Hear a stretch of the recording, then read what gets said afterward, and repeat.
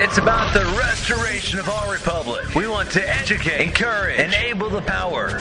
We stand for integrity, honesty, self-reliance, self-defense, and most importantly, no compromise on our foundational principles. This is America's Voice Now. Find America's Voice Now on Facebook and at americasvoicenow.org. Here's Michael Evans.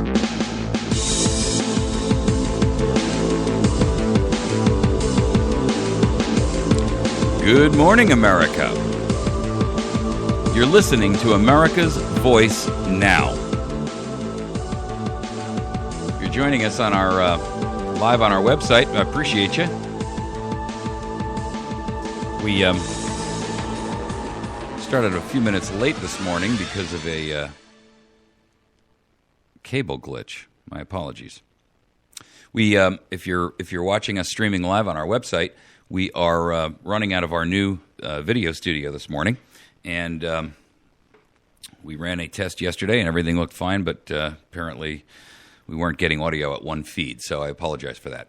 Thanks for riding with us today. You're listening to America's Voice Now. We're going to cover 4 different topics today because I know folks have, asked me if I'm going to do some kind of a Christmas show or something along those lines. Well, with all due respect, I think the best gift that Americans can give each other right now at this holiday season is not the idea that we should put off facing the reality of our situation any longer. I think we're really at a stage now where we have to recognize how far down the rabbit hole we've fallen and recognize that at our present rate of descent, we may not see another Christmas with the United States of America as we recognize it. I'm going to talk about 4 different topics today. Our first is going to be the National Defense Authorization Act of 2014. Your Congress has again betrayed the Constitution and you. I have to tell you, the number of people that voted for this is so overwhelmingly abusive of their privilege of representing you that you should be stunned at the failure of them to adhere to any principles of representative government. We're going to talk a little bit more about it. Our second topic is the CIA was brought out in a note today, or in a note yesterday, that there's a report that the CIA helped kill Colombian FARC rebel leaders. And while everybody kind of knows that goes on, I'm going to talk to you a little bit about the issue surrounding that. Because that, ladies and gentlemen, is one of the problems that we have in our nation. You see, the foreign threats that we have to our nation are really there because we have this imperialistic involvement in everyone's affairs. And it has been a long-held function of our government, and it was touted as the primary focus of our foreign relations by our founders, that our true policy should be to steer clear of permanent alliances, especially with any portion of the foreign world. Now, we'll talk a little bit more about that in that, but I got to tell you, where it stands now is in Thomas Jefferson's words, and I want you to recognize the importance of this of the way he phrases this. When all government, domestic and foreign, in little as in great things, shall be drawn to Washington as the center of all power, it will render powerless the checks provided of one government on another and will become as venal and oppressive as the governments from which we separated. Ladies and gentlemen, that was a warning, not just for domestic issues, but specifically related to foreign issues and how our government, by its imperialistic attachment to and involvement in all of these foreign nations, is bringing a lot of the threat that we are attempting to fight against upon ourselves. All right, our third topic is 3 branches no more. You know, tyranny was defined by our founders as when all, well, in fact, I just read you the quote from Thomas Jefferson. It's applicable to this too. When all government, in little as in great, shall be drawn to Washington as the center of all power, it will render powerless the checks provided by one government on another. Ladies and gentlemen, Washington, D.C. is now in 100% complete control of everything. The states have become vassals, and the legislative, the executive, and the judiciary are unerringly tied together in an act, in a series of acts that have, for all intents and purposes, eliminated the rule of law here domestically in the United States of America and globally. We'll talk a little bit more about it. Our fourth segment, EPA versus the USA. I got to tell you, folks, the war on America is raging, and it's been waged now for quite some time. You're not aware of it because the media is not informing you about it. In fact, I challenge you, has the media talked at all to you about the EPA and the coal regulations that are coming down, the 6,000 brand new regulations that are about to be dropped on Americans' heads in less than a week? No, they haven't. Have they talked to you at all about the National Defense Authorization Act, other than to superficially mention it in general passing? No. See, the problem here is that the war is on. We just don't know about it. All right, let's jump into our first topic because it's one that we need to spend a few minutes on. And I got to tell you, where we are right now on this National Defense Authorization Act, it was approved last night, or I shouldn't say last night, the night on Friday. They hurried this thing through. They used the excuse of, well, we got to get out of town to get back to our families. And basically what they did was sell us out one more time. Now, if you've been listening to AVN for some time, you're familiar with the fact that that the NDAA that was passed in 2012 was, a complete obliteration of any semblance towards law. The 2013 NDAA reinforced that, and now the 2014 NDAA explains to you exactly why the NSA program of state-sponsored terrorism is being hammered down on America. What they're going to do with all that data is explained to you clearly in Section 1071 of the new 2014 National Defense Authorization Act. I got to tell you, there were only 12 Republicans who voted against this, and 3 Democrats. So that, ladies and gentlemen, tells you something. In a Senate made up of 100 representatives, only 15 have been faithful to their oath of office.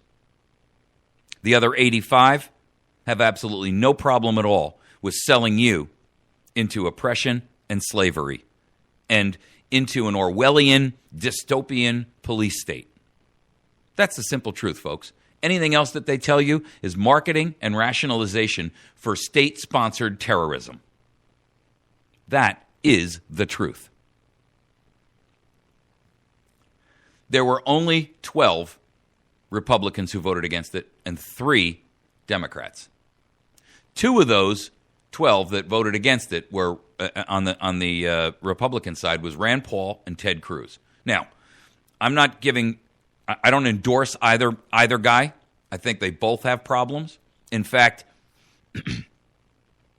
I don't endorse any candidate because when they do wrong, I want to hold their feet in the fire just like I want to applaud them when they do the right thing. But in this case, they did the right thing. Cruz announced today, I voted against the National Defense Authorization Act. I am deeply concerned that Congress still has not prohibited President Obama's ability to indefinitely detain U.S. citizens arrested on American soil without trial or due process. The Constitution does not allow President Obama or any president to apprehend an American citizen arrested on U.S. soil and detain these citizens indefinitely without a trial. When I ran for office, I promised the people of Texas I would oppose any National Defense Authorization Act that did not explicitly prohibit the indefinite detention of U.S. citizens. Although this legislation does contain several positive provisions that I support, it does not ensure our most basic rights as American citizens, or that our most basic rights as American citizens are protected. I got to tell you, I support Ted Cruz in a lot of the things he says and does, but in this one he fails to raise the alarm about Section 1071. And there's absolutely no denying Section 1071 is meant to be an addition to the monstrous tyranny put onto us by the first 2012 NDAA Act that allows for indefinite detention of Americans. And to make matters worse, now we know what the NSA is doing with all of this data that they've been collecting on us. Now we know what the GCHQ is going to do with all the data that they collect on Americans, because the NSA is prohibited from doing it domestically and then gives back to the NSA. Now we know what the FBI is going to do with all of the data that they've been collecting and gathering on the American citizens, because now we understand, and for those of you that are not aware of it, you know, what the NSA is prohibited from doing domestically, the FBI does in their place, because they have domestic authority. And make no mistake about it, because I read you the articles about it, and we talked about it extensively. The NSA and the FBI have a connecting pipe, a data pipe, in which what the FBI collects, they immediately transfer right over to the NSA. All of it. So when you look at Section 1071, the brand new section, where they're going to create a conflict record research center. First of all, recognize the terminology and the phrasing they use here. A conflict records research center. They're going to establish a digital research database to research and facilitate and analyze records from captured countries, organizations, and, quote, and here's the key part, individuals, now or once hostile to the United States. Now, let's define that. Well, we can't. See, that's the problem. There is no definition, because what does now or once hostile mean? Is that fall back on the definition of a belligerent act that was proposed in the original National Defense Authorization Act of 2012 that qualified you to be indefinitely detained as a U.S. citizen? We don't know. And we'll never know. You know why? Because once you are detained as an American citizen under the 2012 NDAA, you've lost all your rights to go to court and ask a court to define what is a belligerent act. And does that belligerent act make me now or once ever hostile to the United States of America? They've created a circle that has no escape. It's like being placed in a room where once the door is closed, it is permanently sealed and invisible for you to ever find an opening again. The goal here, folks, is real clear. It's real easy. This is being set up to act as, for no other purpose than a Stasi-like, a KGB-like, a Nazi SS-like database that can be utilized to identify, target, and imprison American citizens who have bucked their system, who have fought back, who have spoken out, who have become belligerent. I'm using their words, not mine. You see, they don't define a belligerent act. But if that belligerent act is what is used to define you as now or hostile, then I think we're entitled to know what constitutes belligerency. Was it that you went to a protest against, for or against, let's say, abortion? Let's say you're an individual who is against abortion, or you're an individual who's for abortion. And let's say, for argument's sake, that you went to the Capitol and you protested there. And you were told to step back from the line because the police said you were over the boundary of where you could protest. You were no longer in a free speech zone. That takes a whole nother show. But let's assume, for argument's sake, that that's the case. Is that a constitution? Does that constitute a belligerent act? That you refused a direct order? Does your writing a blog? Does your posting something on Facebook? Does your posting something in Twitter constitute a belligerent act because you said that our government is acting lawlessly and treasonously against us? It can't happen here, you say. I disagree. In fact, it happened here in 1798. John Adams, one of the founders of our country, became so corrupted in his own office that he passed 2 pieces of legislation. And one, in specificity, imprisoned Americans for speaking out against their government. The Sedition Act imprisoned hundreds and hundreds of Americans because they spoke out against their own government, and they used, quote, derogatory terms. Now, with all due respect, if we cannot be derogatory, if we have no way to redress our grievances, if our free speech is so impugned that we have no opportunity to speak out when our government is abusive to us, then with all due respect, I tell you that liberty in the United States of America is dead. Freedom is gone. Our nation is now living in a state of tyranny. And I think you'll find it hard to deny the rationale behind that. If you can be accused and held guilty of a belligerent act, and we have no definition of what constitutes belligerency, look, just listen to that term for a moment. Just the phrase belligerence can be defined in so many ways, ladies and gentlemen. I mean, it can mean anything. There is no limit to what can fall underneath the broad scope of a term like belligerence. Everything falls underneath that.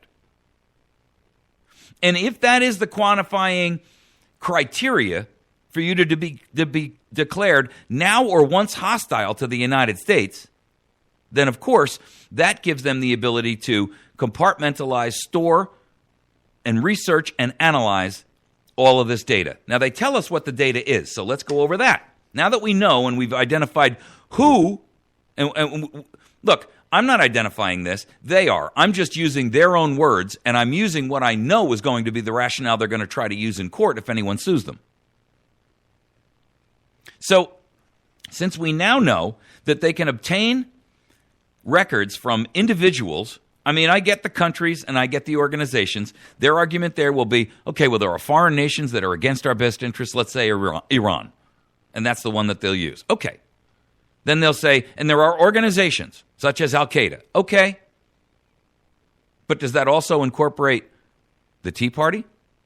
Does it incorporate the Constitution Party? The Libertarian Party?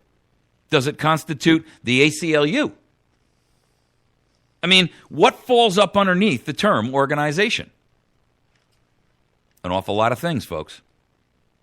And with that new designation as now or once hostile to the United States, whether it's an individual or an organization, we know that because the United States of America, in fact, there's no place on the planet that has not been declared under the 2012 NDAA to be a place of battlefield in the war on terror, the global war on terror. They've declared that the entire planet is the battlefield in the global war on terror.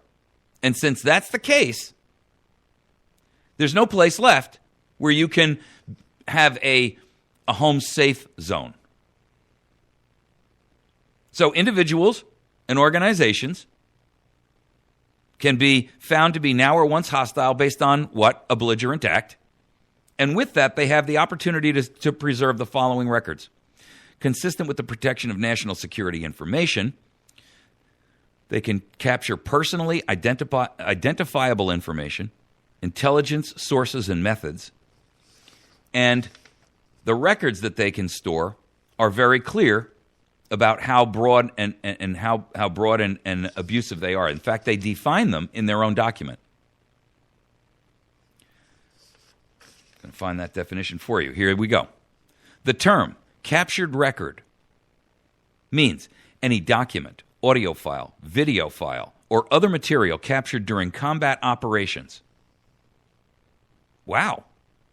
And then they go on to say, not only captured during combat operations, but combat operations from countries, organizations, or individuals, now or once hostile to the United States. And since the U.S. is now a combat zone in the war on terror, I leave you to draw your own conclusion.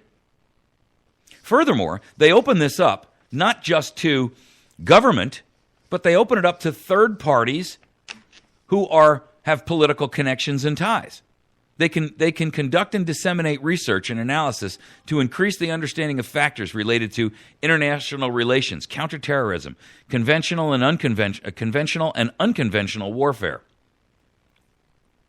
And all of this to enhance in the name of national security, right? Then to make matters worse, it says that they can collaborate with members of academic and broad national security communities, both domestic and international. So basically they're saying, listen, we can funnel information out to them, and we can take information in from them, which opens the door to say, okay, so what the NSA cannot do here domestically in the United States, and the FBI may be prohibited from doing because of Fourth Amendment privacy requirements under our Constitution, the GCHQ in England can, or the government in Canada, or the government down in Australia, which is, we know that that's exactly how they've been operating for years now. And so here you see the problem, folks. They're opening the door to be able to collaborate with members of broad national security communities, domestic and foreign, on research, conferences, seminars, and other information exchanges. See, information exchanges, again, leaves this wide open space. What is an information exchange? It can be anything from an entire seminar that they did in another foreign nation about how they're dealing with it to your phone number and your email.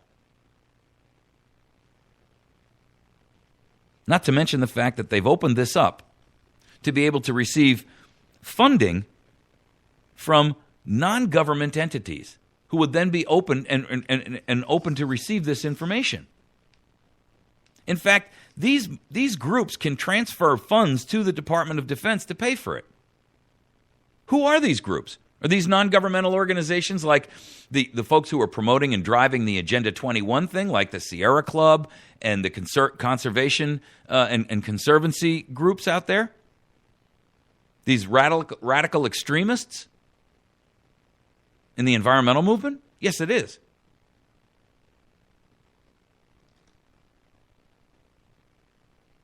You see, the problem here, ladies and gentlemen, is we have been set up over a series of 3 years with this National Defense Authorization Act to basically eviscerate any semblance of Fourth Amendment rights of Americans. And that, ladies and gentlemen, is a tragedy. Because what it's going to do is set the stage for an oppression to be utilized domestically here in the United States like the world has never seen.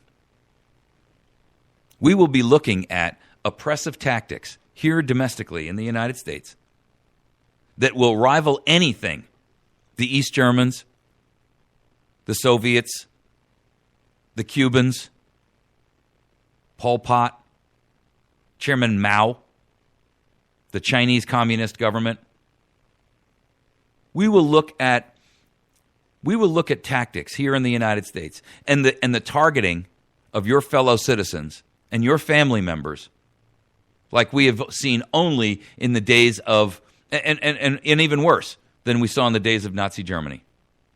How do I say that? Well, they could only wish they had the level of surveillance capabilities that we hold today.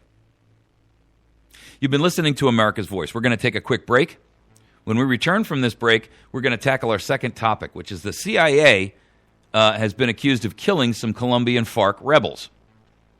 The problem with that is not so much that they were in there killing these rebels, because I don't know where I'll be honest, I don't know enough about the Colombian battlefield going on to know how that all shakes out. What I can tell you is that it is indicative of exactly what's happening in the United States relating to our foreign alliances.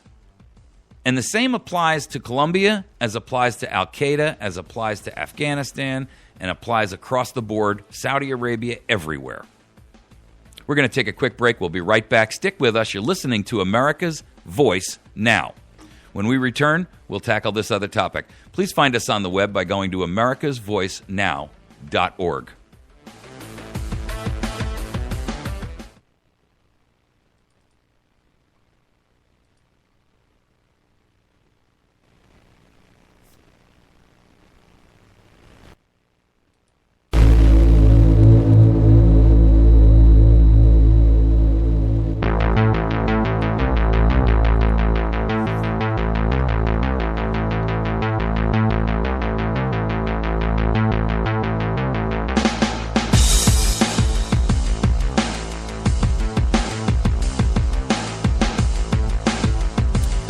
All right. We're back.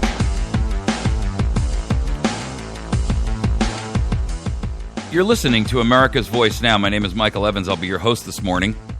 We're streaming live on our website. We encourage you to visit us, join us there. I know we had a bit of a technical glitch this morning because we just moved into our brand new video studio. And I want to encourage you to work with us as we move forward and improve the quality and the production value of what we do here at America's Voice, as we try to essentially deliver truth and expose propaganda, both government and media propaganda. This is the stuff that is tripping America up. This is the stuff that is making Americans not understand how far down the rabbit hole of tyranny that we've come. You know, the reality is that if you look at what you are fed as propaganda, it's no wonder America is asleep. It's no wonder America is completely and totally dependent upon government for all of its needs. The problem is that we have completely separated ourselves from what our founders intended for us. They intended for us to be self-reliant. They intended for us to be self-governing.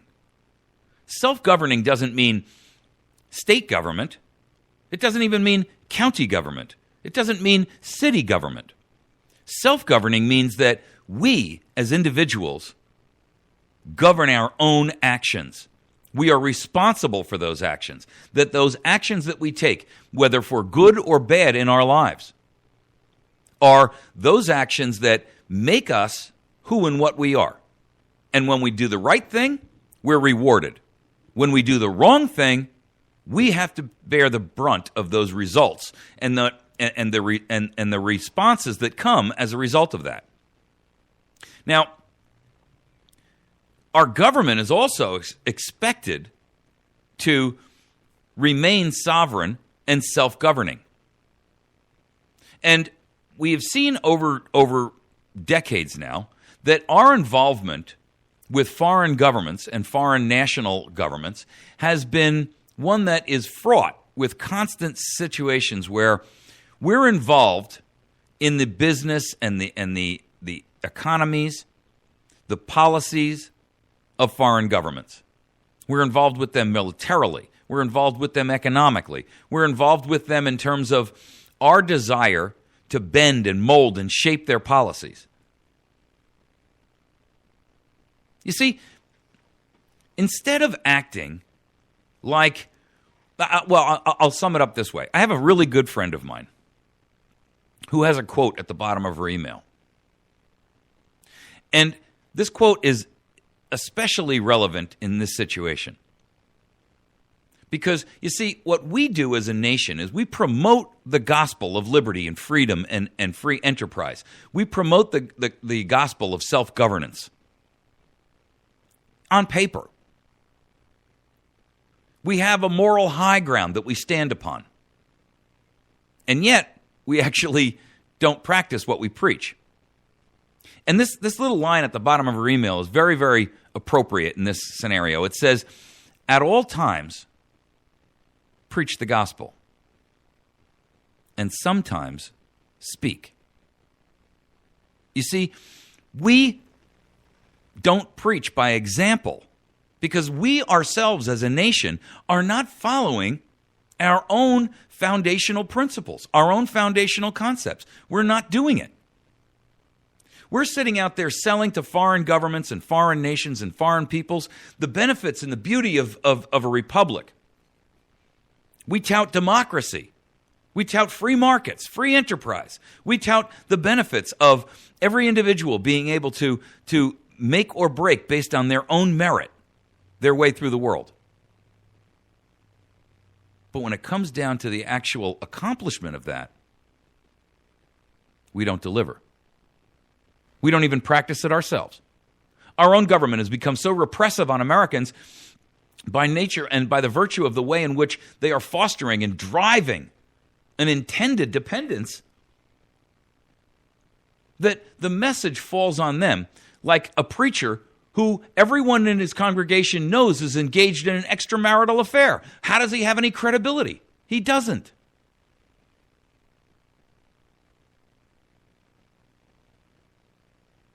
You can't be a leader and say, this is what I perceive and believe, and then have the press be constantly out there showing how you've lied and misrepresented the truth and betrayed your constituencies.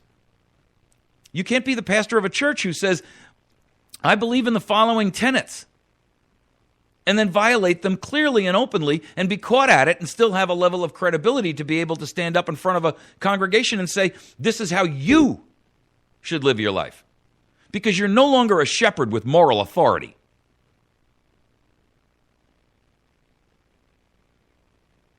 If we want to lessen the danger of foreign threats to our nation, we need to abandon the imperialistic involvement that we have in all of their affairs. George Washington gave us the outline for that philosophy, and he didn't say this once, ladies and gentlemen. He said this multiple times. In fact, where it was most broadly recognized as a quote from him was in his farewell address, in which he warned us, it is our true policy to steer clear of permanent alliances with any portion of the foreign world. Now, there are those who will argue that we can't isolate ourselves in a global economy. You're an isolationist. I'm not an isolationist. I just believe that there's a period and that there's a limit to how far you go. And our national sovereignty should be one of the things that we look upon and say, this is a boundary where we will not cross. This is the red line, so to speak. That alliances with foreign governments should be for the purposes of trade acceptable.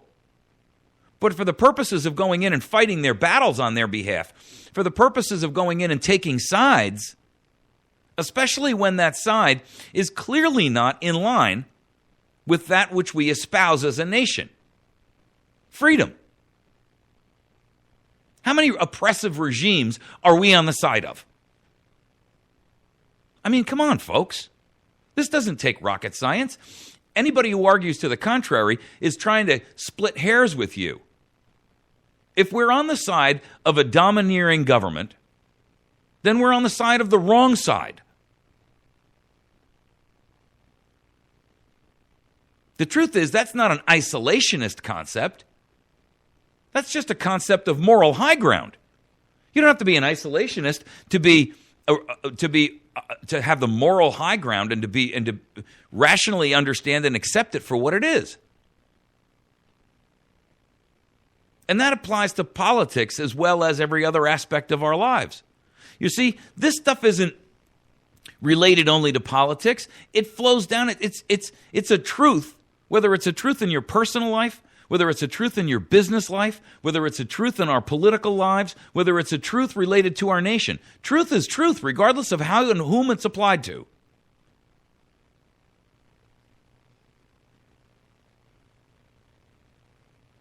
The folks who try to tell you that we cannot isolate ourselves, that's a bunch of drivel that they feed you. Because what they're trying to do is rationalize their intent to drag us, kicking and screaming and unwillingly, into a global new world order.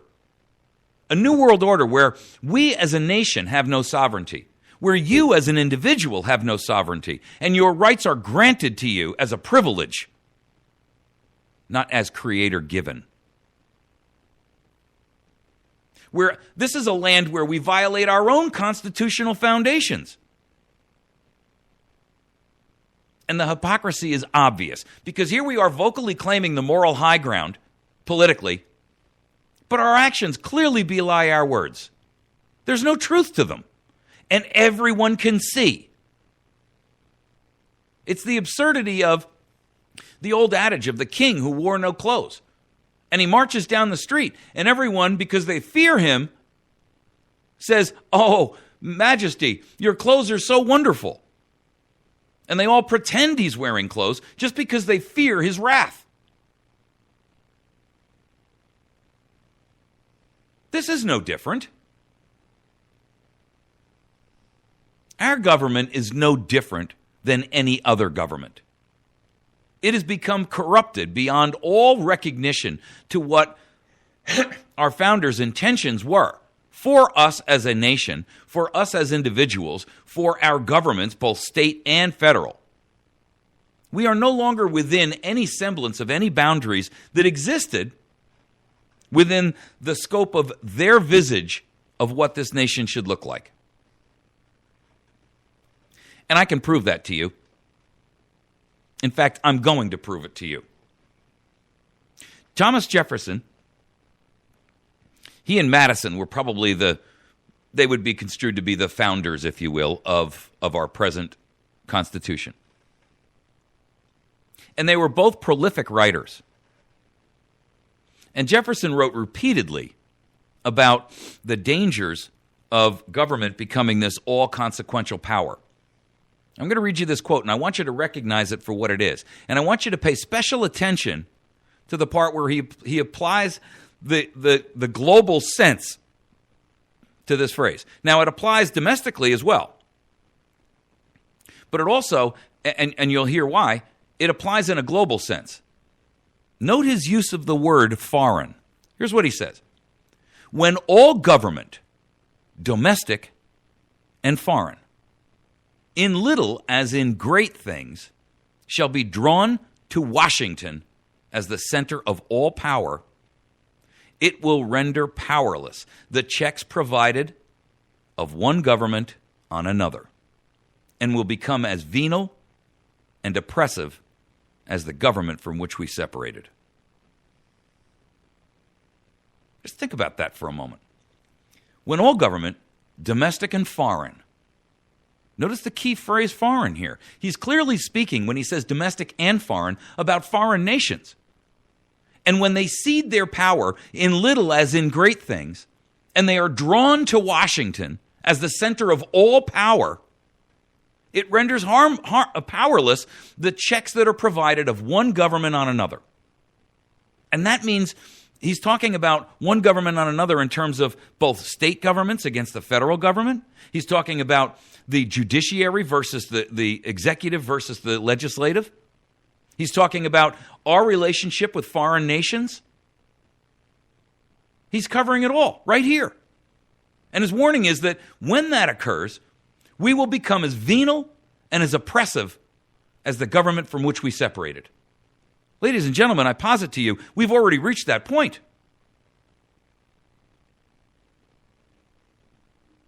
We have become venal. We are oppressive, domestically and internationally.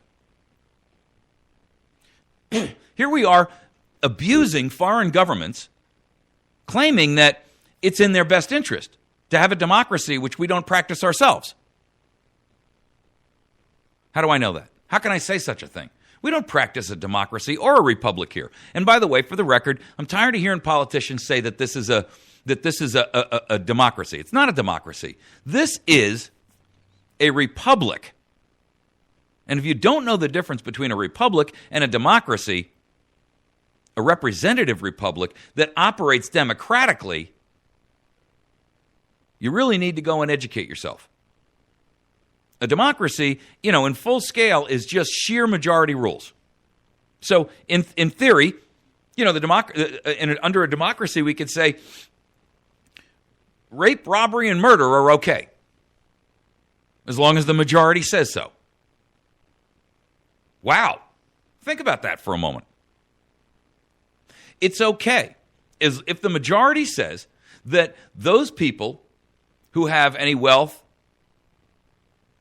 if the general consensus is, and the majority says, 51% of us say, it's okay to strip the wealth from those people and redistribute it, that's okay and it's acceptable. I beg to differ. In a representative republic that has a democratic elective system, the government operates as a foundational bulwark, a backstop to say, yes, democracy rules in terms of the majority vote. However, only to the extent where it doesn't infringe on the individual rights that are outlined in the Bill of Rights. So nothing that the majority can say can take away your ability to free speech, to worship in the way in which you choose, to honor and respect and follow a religion that you believe in, that you cannot be stripped of your Second Amendment rights, that you have your Fourth Amendment rights to privacy. and that you cannot be abused in your personal effects and in your home and in your things. That you have a right not to be forced to incriminate yourself at the point of a gun by the threat of coercive violence, which is the only power that government actually has, ladies and gentlemen.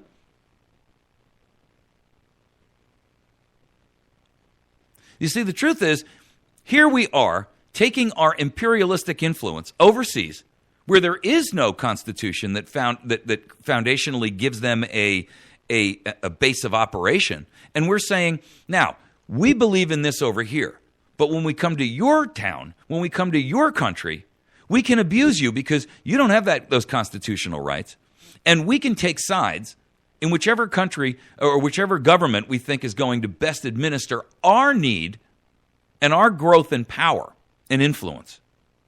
And that, ladies and gentlemen, is a tragic mistake. You see, Washington wasn't telling us to steer clear of permanent alliances with any portion of the foreign world from a trade perspective.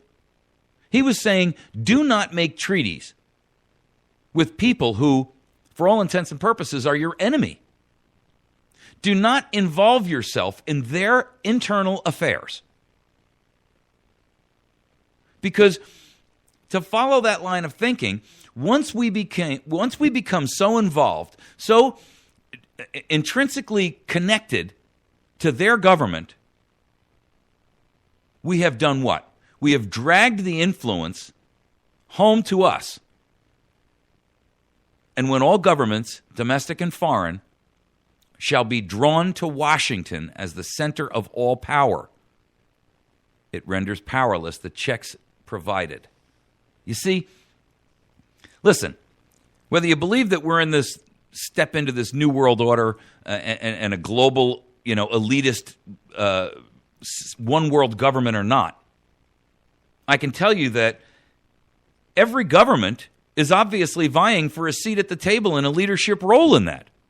Just because we're migrating away from independent national sovereignty into this unnamed, untamed, unexplored territory of one world government, don't make the mistake of thinking that somebody's already been chosen to be the leader of that.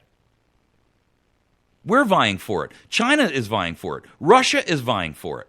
The European Union is vying for that leadership role. And we're doing the best we can to corrupt all of those governments out there so that we can get them underneath our influential power, so that they will side and align with us. You see, your government is not only oppressing you domestically, they're oppressing the planet. They're coercing and corrupting the planet, trying to gather underneath them the allies that they will need in order to become the de facto global power. Make no mistake about it. China is actively at work doing the same exact thing. Russia is actively at work doing the same exact thing. Go look at the problems that they're having over in Yugoslavia right now and in the Ukraine. The Ukraine, their leader, their president, is allying himself with Russia. And the Ukrainian people say, we don't want to be aligned with Russia. The last time that happened, 50 million of us were starved to death. Thank you very much. We don't want to go back there. We've been there. We saw that movie. We know how it ends. And it wasn't in our favor. You see, the major power players are gathering the minor players underneath their skirts. Because they are trying to draw the power and the influence to them. It's a mistake for us to play that game with them. Why? Because it puts us, one, on a global collision course with China and Russia. It puts us into a power confrontational zone that we cannot really afford at this point, economically, politically, or constitutionally. I mean, our own government has reached beyond the boundaries of any constitutional framework that it exists with. So if you trust that government to go out there and represent our interests as a nation by subjugating and abusing and coercing and co-opting and corrupting everyone underneath them that they can get their hands on, to ally to them by force, you're making a serious mistake.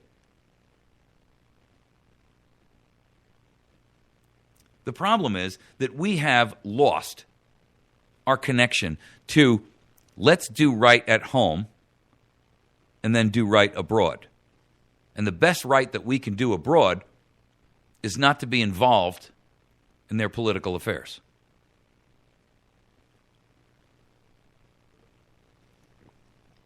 By being involved in their political affairs, we are essentially corrupting them.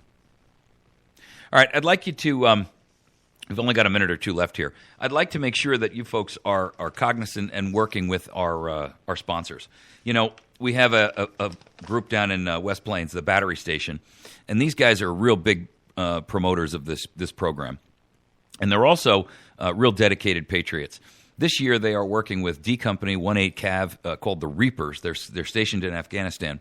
And they are in need of, one, some funding, and two, some gifts that they can send over there. They send over a ton of assorted lights and batteries and foodstuffs to a military group that's stationed abroad. And these guys are deployed out in the field. These are not, a bunch of can counters sitting in a warehouse somewhere back in behind the front lines. These guys are out there literally, out in these forward operating bases where they don't have access to a shower for 6 weeks at a crack. And so regardless of whether you believe that we should be there politically or what have you, makes no difference. These are our soldiers. These are our men. And these men went over there with the highest honor and the highest belief that they were doing the right thing. And so I'm encouraging you to participate with them and assist Battery Station in this effort. It's an annual one. This is their 8th year. Each year they pick a different group. They can be found at 303 Washington Avenue in West Plains. Their phone number is 417-257-7799. Their email address is troops@batterystation.com. Their website is just plain batterystation.com. Now, these guys are one of the biggest distributors of batteries and flashlights and gear like that in the nation. But in this stuff that they ship over to the troops, they donate thousands and thousands of dollars worth of their inventory. They pay for all the shipping out of their pocket, and it costs them thousands of dollars every year to do this. What they're looking for from you, from a donation perspective, is things like unscented baby wipes and unscented bar soaps and deodorant, shampoo, toothbrushes, foot powder, magazines, newspapers, books, cards, and games, toilet paper, stuff. I mean, this is the stuff that we take for granted, right, folks? I mean, we take toilet paper for granted. I mean, here's a guy who's living out in the bush, and he hasn't had a shower in a month and a half. Shoe inserts, hand lotion, cotton swabs, razor blades, just, disposable razors, socks and underwear, things like that. Anything you'd send to them, by the way, must be unscented. These guys are out there hunting, and they don't want to be smelling like, a flower shop. There are also food items that they send over, like foil packets of tuna and chicken and beef and things like that, rice and soup mixes, candy, cookies, any kind of beef jerky, anything that doesn't have a quick shelf life, that's not expirable. So, okay, please make sure that you are working with them. You can contact the Battery Station to ask them what they need, and/or if you're not local and you'd like to make a monetary donation, you can call over there and talk to them about it. It's the Battery Station. They're located at 303 Washington Avenue in West Plains, Missouri, 65775. Their phone number is 417-257-7799. That's 417-257-7799. Their website is batterystation.com, and the email for them is troops@batterystation.com for this project. For any other type of business, it's just plain info@batterystation.com.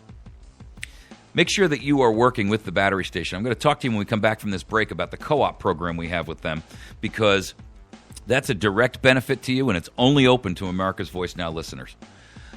All right, we're going to take a quick break. When we come back, we're going to talk about 3 branches, no more. When I say that, I mean that was supposed to be the division line for our nation, right? As we had three branches to apply checks and balances, one against the other. How that has failed and how that is an example itself of tyranny. We'll be right back.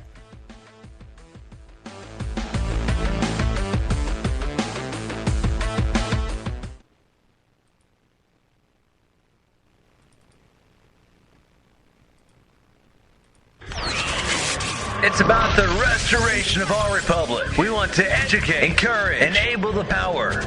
We stand for integrity, honesty, self-reliance, self-defense, and most importantly, no compromise on our foundational principles. This is America's Voice Now. Find America's Voice Now on Facebook and at americasvoicenow.org. Here's Michael Evans.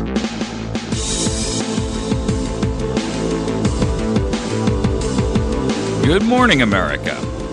You're listening to America's Voice Now. We're in our third segment here on the 23rd of December. If you're streaming with us live on our website, thanks very much for riding with us today. I appreciate you. You'll notice that we're streaming out of our new video studio, and I'm pleased to be here and pleased to be finally broadcasting from this facility.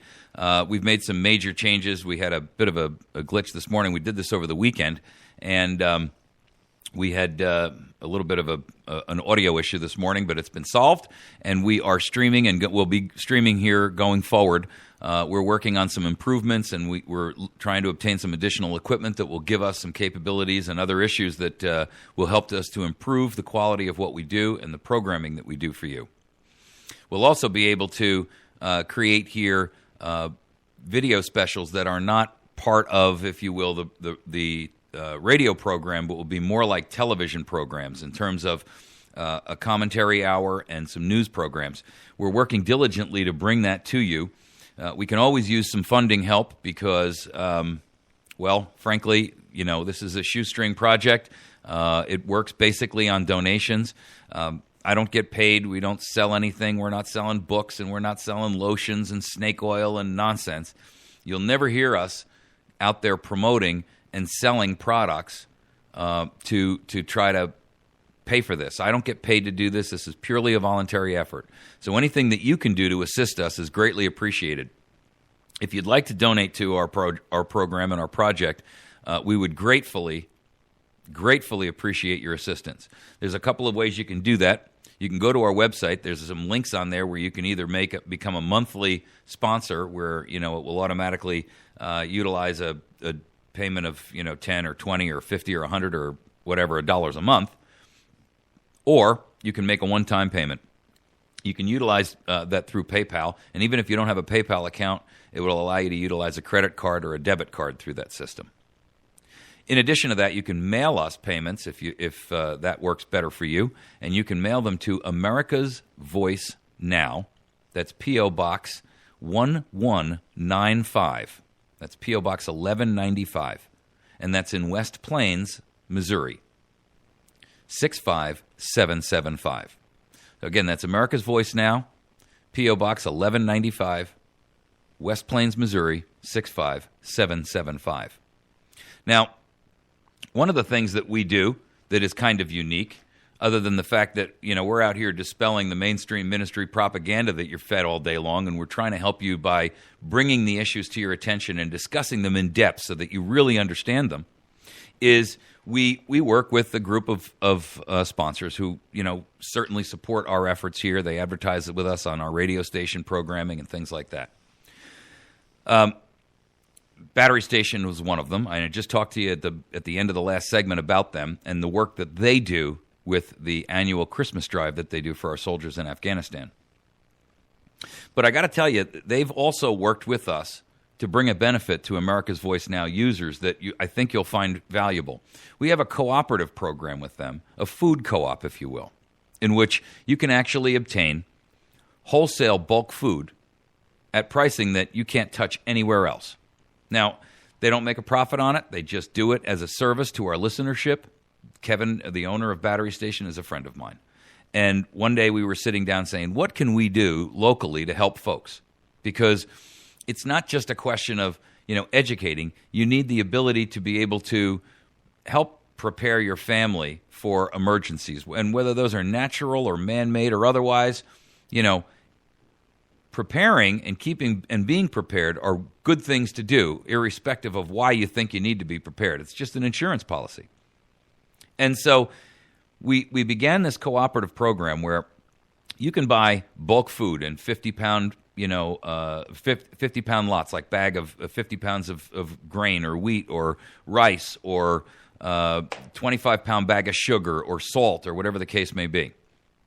And you're getting it at wholesale pricing, which, by the admission of a number of our listeners who have taken advantage of this program, is anywhere between 30 and 50% less than you would end up paying for the similar quantity at retail pricing. 50%. Folks, if you don't take advantage of that, then I'm not quite sure why you're listening. This is one of the benefits that comes to AVN listeners. There's no fees. There's no membership to join. There's no magic. We just make it easy for you. You can go over to Battery Station. They're located on Washington Avenue at 303 Washington Avenue. Go in there and say, Mike from America's Voice sent me over here, and he told me to ask for the co-op book. That's all you got to say. They know what to do. They'll hand you a catalog. You can take a look through this, the sheet of products that are available. There are literally hundreds and hundreds of products that are available. It's not just, those types of things I talked about before. It's also the Mylar bags if you want to take this and freeze dry it and store it and things like that. So avail yourself of this opportunity. That's what we created it for, as a benefit to our listenership, so that they could practice what they preach. So we could practice what we preach. We think that's important, and you should too. Now, in addition to that, one of our other sponsors, I'd really like you to make sure that you're working with them, and that is Jason over at the haircutting place right on the square. And Jason is a friend of mine. He's the guy who cuts my hair, and he does a great job. He's $10, folks, and it's called Wits End Classic Barbershop. It's right there on the square. And Jason's a young fella, but I'll tell you what, he's a true American patriot, and he's just an excellent young man. I think you'll be very impressed, one, by the quality of the way he does his job, but in addition to that, who he is and what his personality is. Recently, they opened up a facility behind the barbershop, which is their Patriot cigar facility. And basically, it's a tobacconist shop, and they've got everything in there from humidors to pipes and cigars and any kind of tobacco product you can imagine. It's also a place where you can actually go in there, and a couple of guys can go in there, or guys and girls. I've seen girls in there smoking pipes and cigars. And there's like a little area where you can sit down and have a nice conversation. And if you want to bring a bottle of your own alcohol with you, you can do that. You can rent a humidor there where you can store your things there. You can buy cigars and put them in this humidor and store them there. They do have humidors for sale and all kinds of other gadgets and things like lighters and, basically anything that's connected to pipes and cigars and tobacco. It's a great opportunity for you to take advantage of that. And I tell you, I'm very impressed with what they've been able to do there. It's a beautiful facility, and I think you'll recognize how nice it is when you get inside there. So make sure that you participate with them. And when you do, make sure that you say to them, I came here because I was listening to America's Voice and Mike told me to come in here. I just want you to know that your advertising works. Okay? That's the best measure that they have of, hey, is our advertising dollar working? And the more their advertising works, the more likely they are to continue to advertise and help support this program from which you benefit. It's a perfect circle, folks, and it works every time. Okay. I want to tackle this topic here on this issue of how we have, for all intents and purposes, lost our differentiation between the three branches of government that was the design of our founders. I say that because where we are right now is, and I used the same quote in the last segment, but it's very applicable here today too. When all government, domestic and foreign, and little as in great things, shall be drawn to Washington as the center of all power, it renders powerless the checks and balances provided of one government on another, and will become as venal and impressive as the government from which we separated. Ladies and gentlemen, We now have a government that is operating exclusively outside the boundaries of the Constitution, legislatively, judicially, and in the executive. We have an executive that's so out of control that at this point, the courts are routinely finding that this government and this president in specificity have abused their executive authority and privilege. Federal judge has ordered the Obama administration to disclose documents he's been trying to keep hidden. And, this is not the first time. I mean, we saw the same thing with Fast and Furious. We've seen the same thing with the NSA. And it's constantly this diatribe about national security and executive privilege. Well, I got to tell you, folks, you know what? A government that operates in secret like that is really not one that is ever going to benefit us. Let me sum it up with a quote from James Madison, because Madison and Jefferson are really considered to be the two fathers of the Constitution in terms of sitting down and writing it and things like that. The accumulation of all powers, legislative, executive, and judiciary, in the same hands, whether of one, a few, or many, and whether hereditary, self-appointed, or elective, may justly be pronounced the very definition of tyranny. Listen to the phrasing and the words he's using, because if you don't see the correlation right here that is exposed to our current situation, you're not looking at this through clear and objective eyes. The accumulation of all power, legislative, executive, and judiciary, in the same hands, whether of one, a few, or many, and whether hereditary, self-appointed, or elective, may justly be pronounced the very definition of tyranny. Now, we do see in occasional instances where the courts will come out and defy this president. But I've got to tell you, folks, they're in the minority. And even when they do so in a way that has no real power or teeth for us to fight back with. This federal judge has ordered the Obama administration to disclose documents it's been trying to keep hidden related to government-wide foreign aid, signed back in 2010. But he's kept it hidden from the public. Why? What is unique about this given foreign aid that we can't know about? Why is it taxpayers are expected to cover this cost of this foreign aid, and yet we're not entitled to know about who it went to? What was its purpose?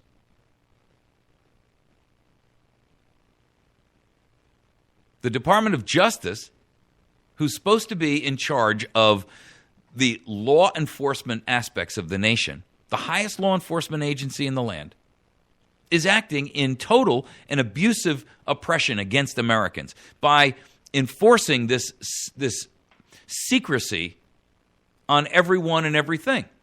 I mean, we're constantly seeing examples where the Department of Justice and the Fast and Furious examples withheld documentation, told Congress, basically you can go jump in the lake. We're not giving this to you. Congress's job constitutionally is to have oversight of governmental agencies and other governmental departments. In other words, it's Congress's job to oversee abuse in the judiciary and the executive. It is the judiciary's job to make sure that when someone brings a legitimate issue to court and says the federal government is operating abusively with its powers, that it puts a check and a balance on that. And the same thing when Congress passes an unconstitutional law. And yet we see all three groups. We see an executive that is completely out of control. We see a Congress that no longer represents American people, passing things like, Obamacare is a perfect example. And then we see a court system, a judiciary, that backs them up versus tossing their their rulings and their unconstitutional actions out. And so, again, I refer you back to the original statement that Madison said. The accumulation of all power in the legislative, the executive, and the judiciary, when it's in the same hands, whether it's one hand, a few hands, or many hands, and whether those hands have been granted that by hereditary, self-appointed action, or elective action, it justly pronounces the very definition of tyranny. Now, in this case, there could be arguments made that it is hereditary because, when you're in that elitist class, you make sure that your kids get the best treatment and so forth and so on. But the truth is, the vast majority of this is self-appointed and elective. It's elective in the sense that we put these people in there, and then they turn around and act against our best interests like they just did with the National Defense Authorization Act and the budget bill that they just signed and the budget war and the debt ceiling fights that they just had a couple of months ago. I mean, every action lately by Congress is a complete and utter capitulation to tyranny. So they're self-appointed and or elected. Congress gives itself authority and power that it does not possess constitutionally. The creation of literally thousands of executive agencies is perfect example proof of that. Not a single federal agency in the United States, with the exception of two, has a constitutional authority to exist. The first is the Department of Commerce. And the second, the only two that can, the second one out of that is the Border Patrol. Why? Because the federal government is given the job and given a responsibility to maintain and control and protect the nation's borders. Now, no one, would argue that they've done a good job at that. Not even the liberal progressives can argue that. They have not. They may argue we don't want any borders, but they can't argue the fact that the Border Patrol and try to get us to believe that the Border Patrol has done a good job locking this down. The truth is, you've got a federal government and a president who is out there espousing, and Nancy Pelosi came out the other day and said the president should pass executive actions bypassing Congress in order to further immigration allowances in the United States of America. Ladies and gentlemen, that is an open statement of treason. She knows that the Constitution says the president doesn't have that kind of authority. He cannot make law.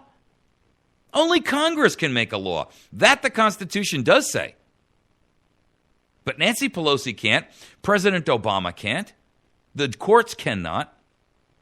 And in fact, if you want to take this one step further down that road, every agency that is out there operating, including the EPA, which we're going to be talking about in our last and final segment next, is operating outside the constitutional boundaries afforded by the document itself.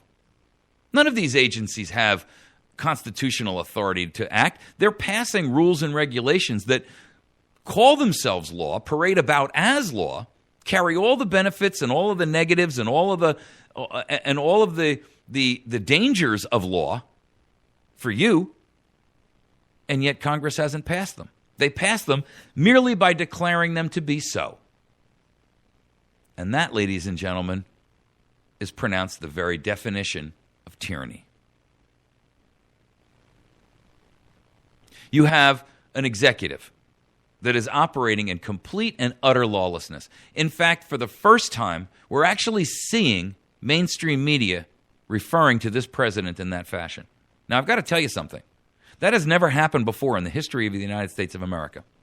Never has the media, even during the days of Nixon, which is about as far back as most of us can remember where there was a scenario similar to this, even then, they may have referenced the lawless actions by him, but not a clear and consistent pattern, 5 years of that same type of lawlessness, with overreaching the executive. Nixon was guilty of many dirty tricks to expand his own authority and power and to make sure he retained his seat. But this stuff that's going on now is completely above the pale in reference to. I'm going to give you an example. There's a story out this morning, and it's from the New York Times. The White House tries to prevent a judge from ruling on surveillance efforts. You've got to be kidding me. That is blatant interference in the judicial process from within the executive department of the nation. You know that lawlessness has reached cataclysmic proportion when you hear that the administration on the executive side is attempting to influence the judicial side to find in its favor, allowing them to continue what the court would ordinarily say is tyrannical, abusive behavior. There's no constitutional claim to a state secret privilege. Not in a republic, ladies and gentlemen. The three branches are by design to create it as checks and balances against tyranny.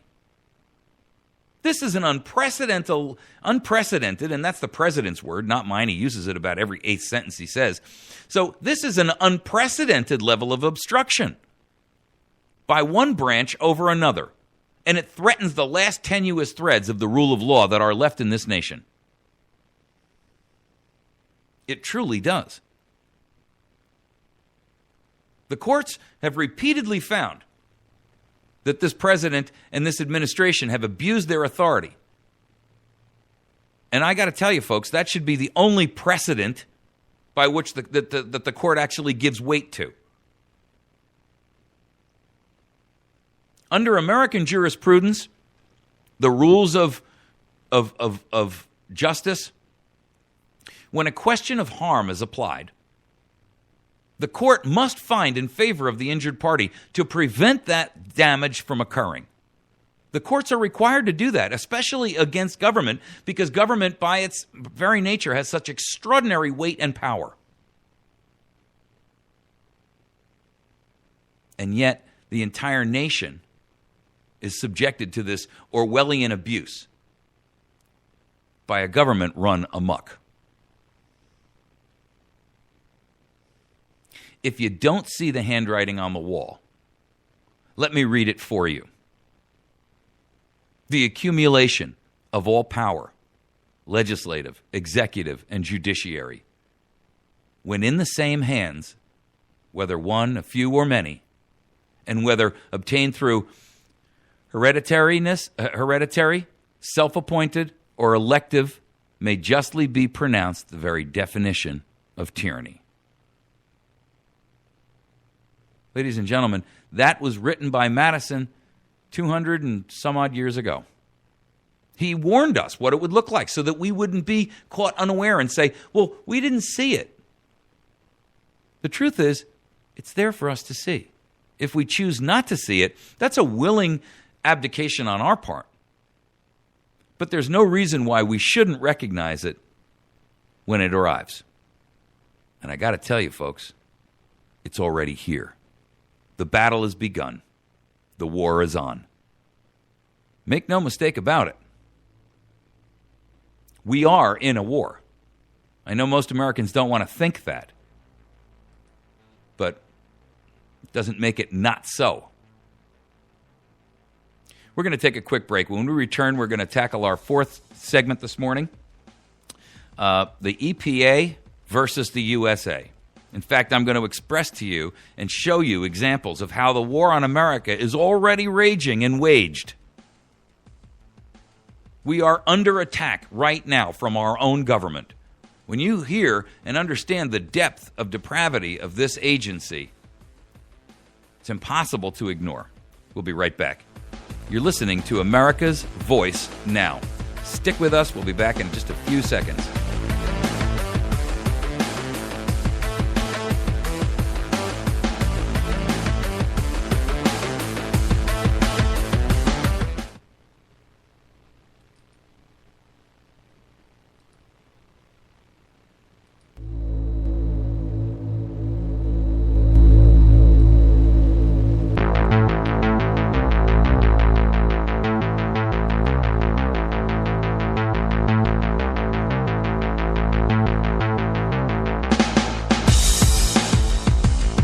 All right.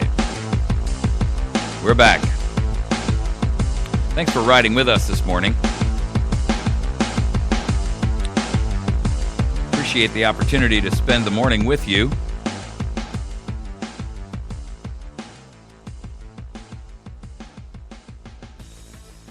You know, when we look at the argument that, and you've probably heard me posit this argument before, but when we look at that level of abuse that we're currently operating under, where our government is oppressing us, if you will, there's no denying that it's reached a proportion which we've never experienced before in this country.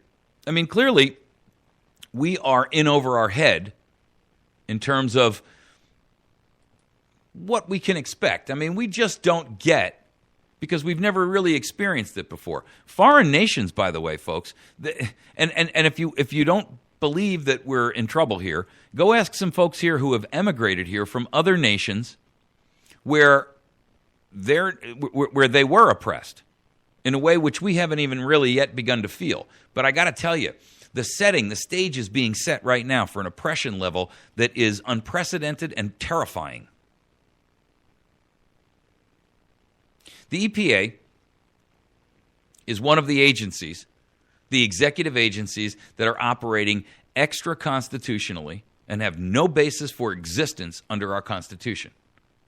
And they are declaring war on the people in the United States of America.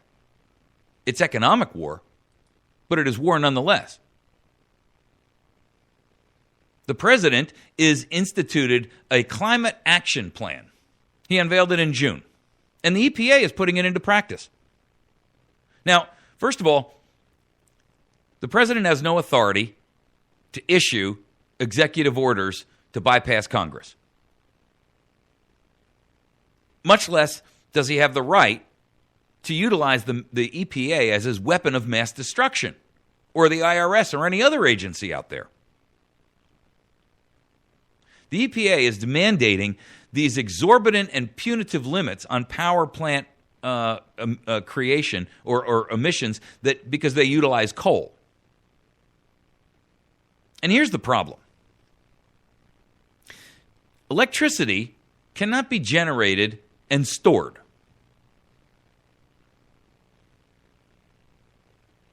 You can only produce and use that which you've created. There is no way to create electricity and store it somewhere. I mean, other than, not on a national scale. You can in your car. It's called a battery. But, there's no giant battery to store energy we've created. So that which we create, we use immediately. And I got to tell you, this is a showdown between the nation and an agency completely out of control. It's economics versus political correctness and radical environmentalism. And a president way outside the boundaries of his constitutional authority. The nation, this country, right here, right now, today, is in the throes of an epic battle. You may not recognize it's going on, but mark my words, it's happening. If the EPA wins this, the entire United States economy and our way of life is sentenced to death. Everything that we have in modern civilization runs on electricity. And if you hearken back to the president's pre-election promises back from prior to 2008, he told us. He tipped his hat then. Nobody believed him. They all thought, that's not what he really means.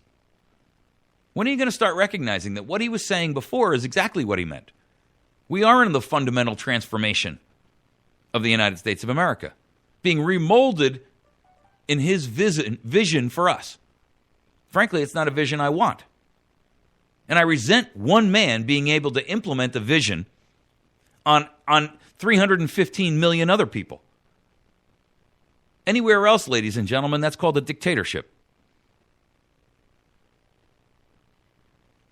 If the EPA wins, our entire economy is subject to a shift that's so radical in its strength and in its purpose that we'll never recover because we don't have the jobs and the manufacturing and the resources to withstand the change. the entire economy, and at this point it's obvious that it's willful, is being destroyed. There are 2 articles out there by the New American, which I'm referencing some of this information from. They have one article out there that I thought was very interesting because it's titled, "What Happens Without Coal?" And they open it up with the phrase that wind and solar energy sources can wreak havoc on utility grids. And the reason why is because there's no way to store it. You either have to use it immediately, and we cannot have a system, a national grid system that operates only when the wind is blowing or the sun is shining. That's not how our nation works. I mean, that might work for an agrarian society, but it doesn't work for a highly industrialized society. What are we supposed to do? Close all the plants because darkness falls and the solar energy is not drawing off enough, manufacturing enough power? Well, it's been a windless week, so we got to shut the factories down? What few we have left? People aren't allowed to turn on their air conditioners even though it's sweltering hot? I mean, how insane is that? If we wanted to move back to those days, why don't we go back to the days of wind-moved ships? Let's just get rid of all the diesel engines and just put sails on everything. Why don't we go back to horse-drawn carriages and wagons? Because that would be so disruptive of our society that we don't even give it a moment's consideration. And we shouldn't give this a moment's consideration. Why? Well, it's really simple, actually. Until alternative energy methodology gets to a point where it can produce the equivalent of what coal produces, there is no substitute. And so, therefore, we shouldn't give any of this any credibility or credence. We can't afford to. Certainly not in the depths of the economic scenario we find ourselves in today. It's inconceivable that we should sit and consider the idea that, I mean, look, this is the equivalent of quitting your job before you've lined another one up in a bad economy. Who does that? And why? Isn't that just another form of self-treason? You're betraying yourself, and you know you're betraying yourself, and you care not and act against your own best interest. That's insane.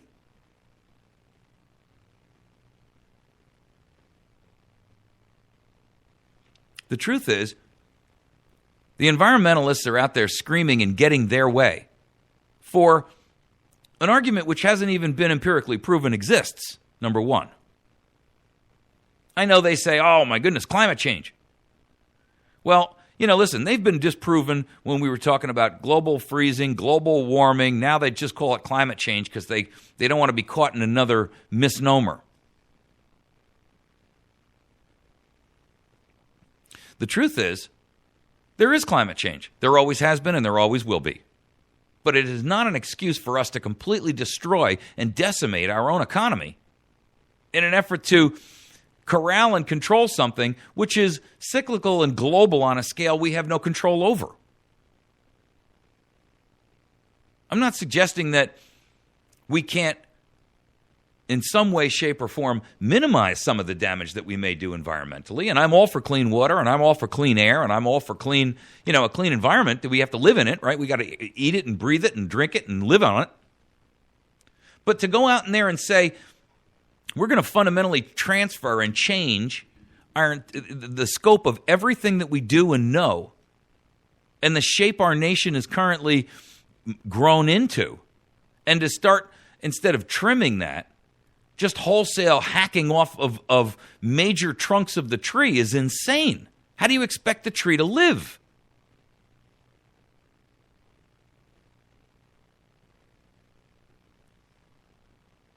And all at the behest of radical environmentalists who have, for all intents and purposes, hijacked the EPA and so many other government agencies and this presidency.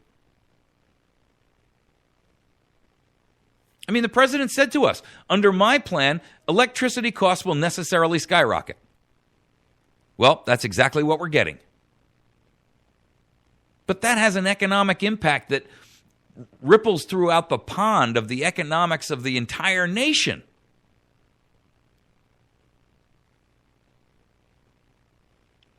You see, we are in a war in our nation.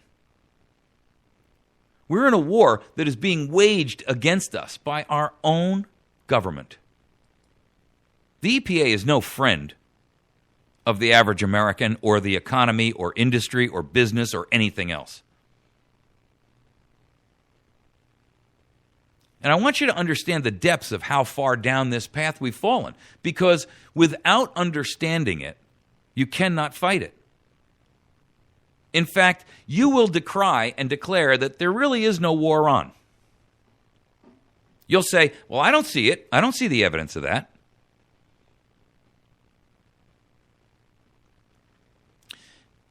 The evidence is all around you. And if you're not looking, it's because you're unwilling to look. The truth is that right now, all of the other alternative energy sources that we generate produce so little of our percentage of our overall power needs that it's almost not worthy of mention. Coal produces greater than 60% of our entire power requirement.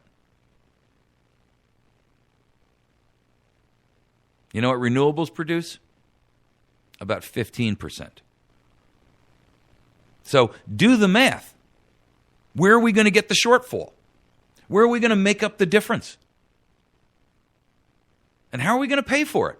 Most Americans are having trouble putting food on their table. How are they going to pay double and triple and quadruple electric bills?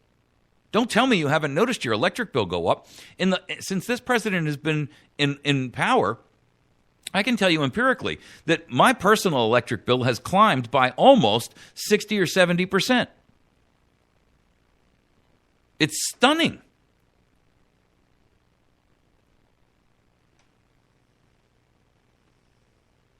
Imagine when you're trying to run a manufacturing business.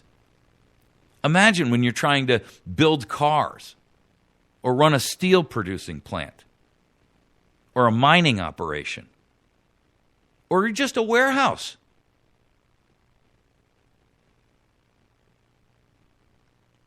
We don't have the wherewithal and the capability to reproduce what coal currently produces.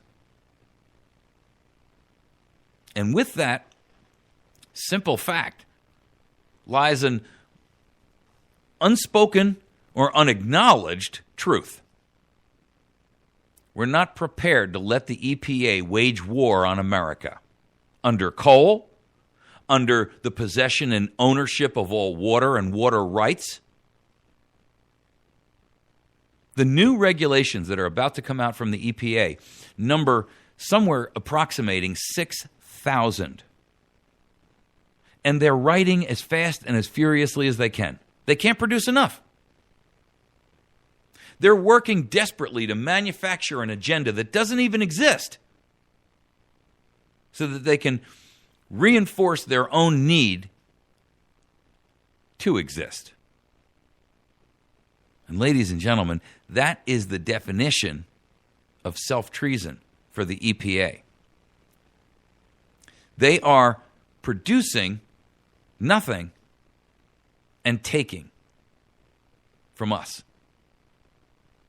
They're not producing cleaner water and cleaner air at this stage in the game. They're producing regulations which are so overbearing, the cost right now to the American economy is estimated to be between $300 and $400 billion just to sit and make sure that we're in alignment with the tens of thousands of pages of nonsensical regulations that flow around us like a tornado.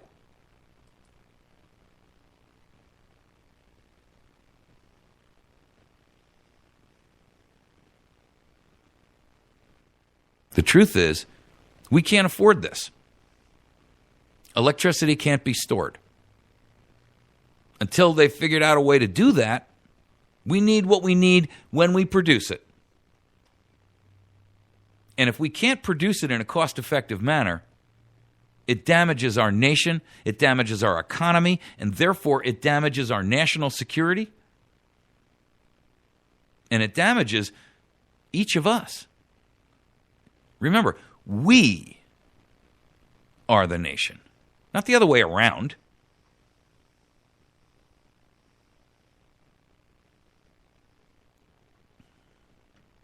You know,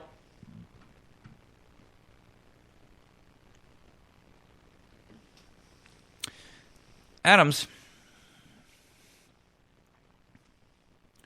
was, Patrick Henry was quoted as saying, "Gentlemen may cry peace, peace, but there is no peace.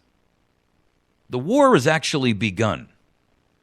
The next gale that sweeps from the north will bring to our ears the clash of resounding arms. Our brethren are already in the field. Why stand we here idle? What is it the gentlemen wish? What would they have?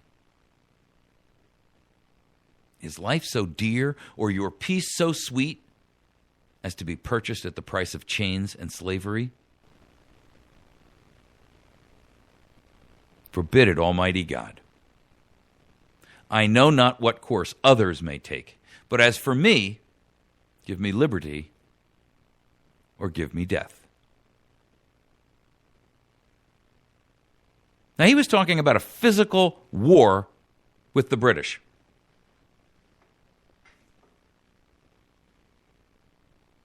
I know we're in a soft tyranny, but the war is the war nonetheless. Remember that the war with the British started out as an economic tyrannical oppression that threatened to destroy the infant nation.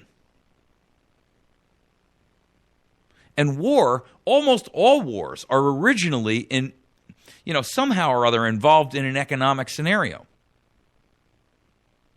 This one's no different, ladies and gentlemen.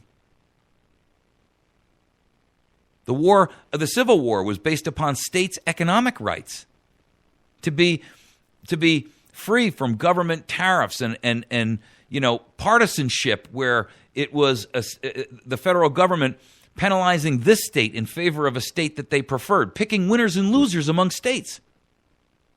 Now you've got the EPA picking winners and losers among companies and individuals and property owners and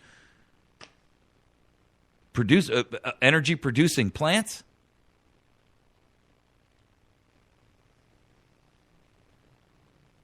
The truth is, folks, this is no different than any other war.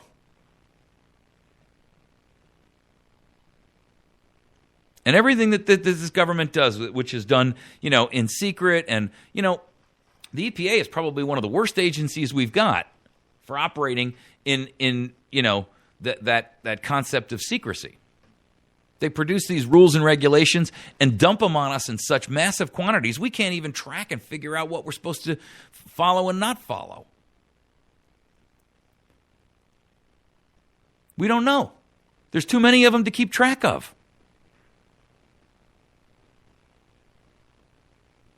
We can't follow the laws when there are so many that we can't possibly keep up with them all. I mean, where is it written that Americans should have to hire an attorney just to be able to survive?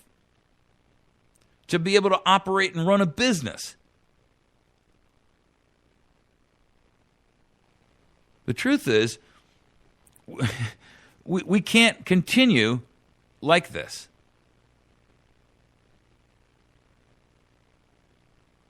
We can't continue like this, ladies and gentlemen.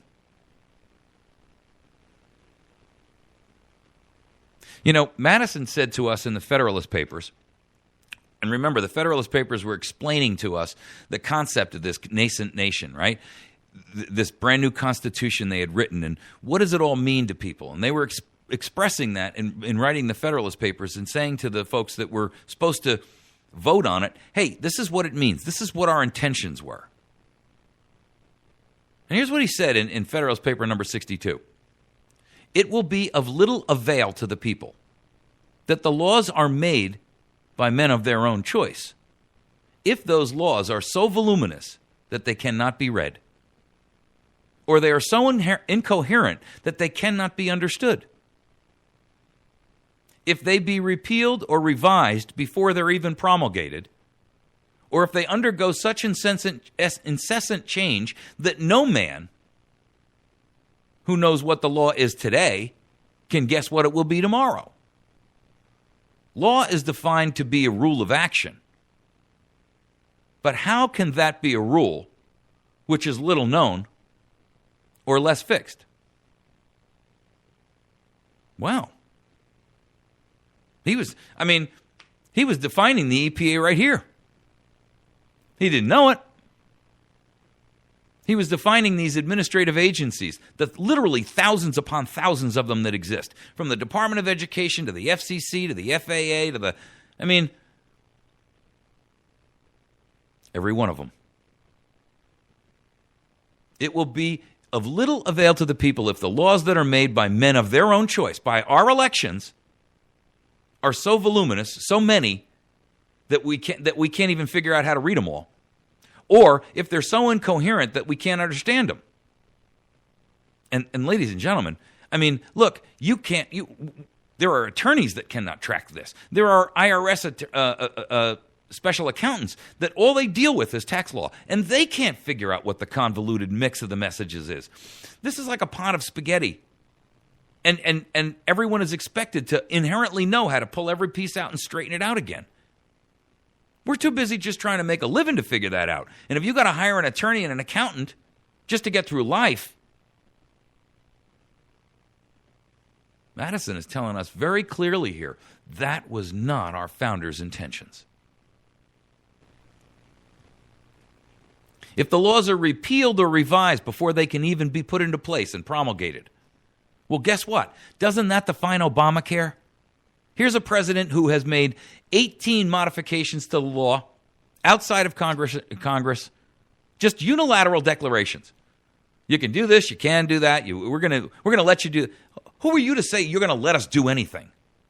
Well, we're going to let you buy insurance now and avoid the IRS penalty. Give me a constitutional basis for that kind of a statement, folks. That statement alone qualifies that man for an impeachment process.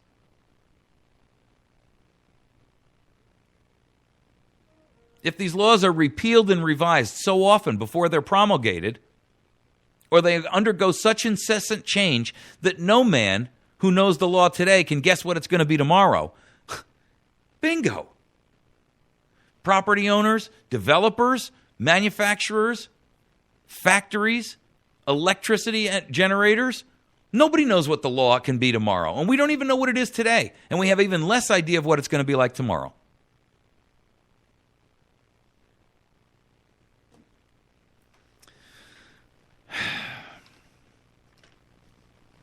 It's a government out of control, folks. And the sad part is that it's going to be up to us to correct this. That means you. Join us at americasvoicenow.org and participate with us in trying to figure out how to do that. All right, make sure that you visit two of our sponsors, Wits End Classic Barbershop in West Plains, Missouri, right on the square in West Plains. They're a great place to get a haircut. It's 10 lousy bucks. I get my haircut there all the time. He does an excellent job. Good young man. And also they have the Patriots tobacco shop right behind there. Any kind of tobacco product you could want.